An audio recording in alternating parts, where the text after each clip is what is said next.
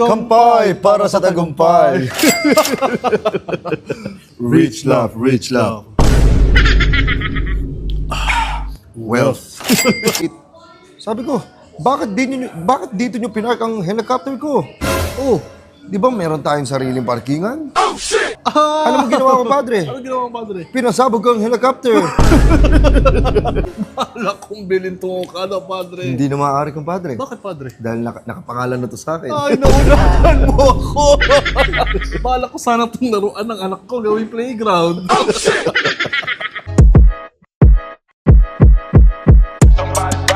Burger sa akin. Kampay para sa tagumpay. Rich love, rich love. Wealth. Kumpadre, ang tagal nating hindi nagkita, kumpadre. Anak ka ni Titing. Padre, alam mo naman masyado akong busy tao, kumpadre. At saka ikaw, ngayon na lang di kita nakita. Anong pinagkakabala mo sa buhay, padre? Ito, padre, meron lang ako yung natingnan na award kasi wala naman akong ginagawa sa buhay. Kaya, padre, ako natutuwa ako ngayon, ha, na nakita kita, kumpadre. Ako ito, sobrang busy ako bumili ng isang malaking bagay na walang kakwenta-kwentang pinagkakabalahan ko para mabawasan naman ang lamang ko sa bangko, padre. Nakaparitilyo, padre.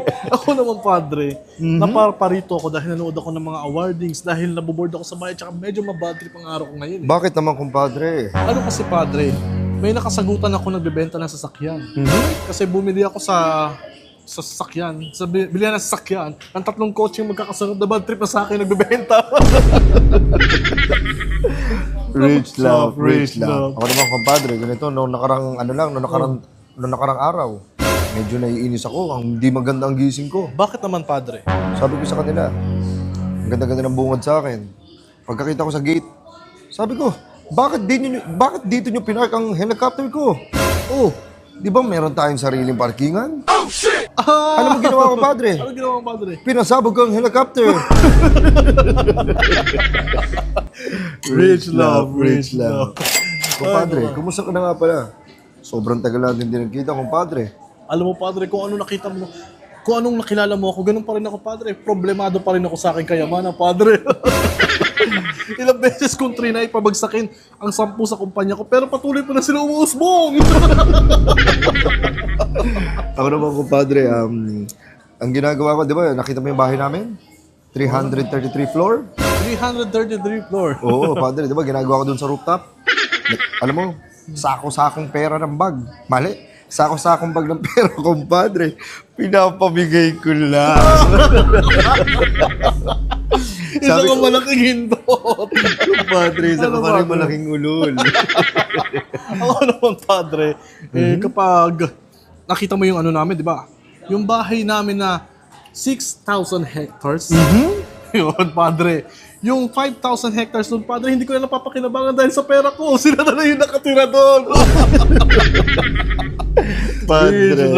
Rich love. Oo nga pala, Padre, isa ka talaga malaking hindot. Isa ka malaking kupal. Isa kang ululin. Padre, ganito na nga. Meron akong kausap sa business. Ano, Sabi niyo sa akin, ay sabi ko sa kanya, isang malaking tao rin na nakausap ko sa Okada, Manila.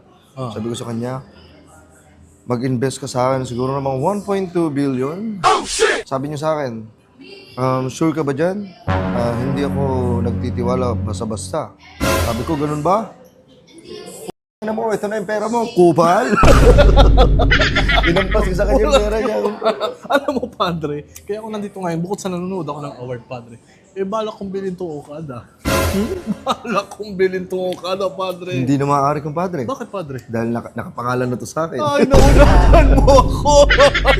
Bala ko sana itong laruan ng anak ko gawing playground. Ay, nako. Compadre. Wala ka talagang pinagbago, padre. Isa ka pa rin ululin.